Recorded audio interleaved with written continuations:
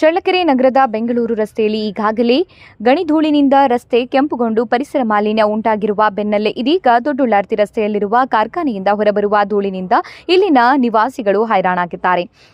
ನಗರದ ಕಾಟಪ್ಪನಹಟ್ಟಿಗೆ ಹೊಂದಿಕೊಂಡು ಕಾರ್ಯನಿರ್ವಹಿಸುತ್ತಿರುವ ಮೆಕ್ಕೆಜೋಳದ ದಿಂಡಿನಿಂದ ಬೆಂಡು ತಯಾರಿಸುವ ಕಾರ್ಖಾನೆ ಸಂಜೆ ಸಮಯದಲ್ಲಿ ಕಾರ್ಯಾಚರಣೆ ಆರಂಭಿಸುತ್ತಿದ್ದು, ಈ ಸಮಯದಲ್ಲಿ ದಟ್ಟವಾದ ಧೂಳು ವಾತಾವರಣದಲ್ಲಿ ಹರಡುತ್ತಿದೆ ಎಂದು ಸ್ಥಳೀಯರು ದೂರಿದ್ದಾರೆ.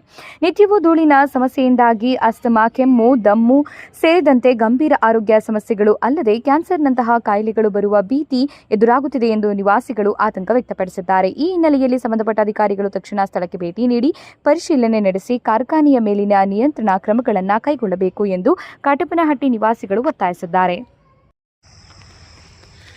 ಇದು ಕಾಟಪ್ಪನಹಟ್ಟಿ ಗ್ರಾಮದ ಉಳ್ಳಾರ್ತಿ ರೋಡ್ನಲ್ಲಿರ್ತಕ್ಕಂಥ ತಲಾಮ್ ಇಂಡಸ್ಟ್ರೀಸ್ ಮಿಲ್ಲ. ಇಲ್ಲಿ ಮೆಕ್ಕೆಜೋಳದ ತೆನೆ ಏమంటారు ಕಾದು ಬೆಂಡ್ ಏమంటారు ಮೆಕ್ಕೆಜೋಳನ ದಿಂಡು ಇಲ್ಲಿ ಒಂದು ಮಿಲ್ಲ ಒಳಗಡೆ ಬಿಡ್ತಾರೆ. ಆದ ಕಾರಣ ಇಲ್ಲಿ ಭಾರಿ ಧೂಳಾಗ್ಬಿಟ್ಟು ಕಾಟಪ್ಪನಹಟ್ಟಿ ಗ್ರಾಮದಲ್ಲಿ ವಾಸ ಮಾಡೋಕ್ಕಾಗಲ್ಲ. ಭಾರಿ ಜನಗಳಿಗೆ ತೊಂದರೆ ಆಗುತ್ತೆ. ಇಲ್ಲಿ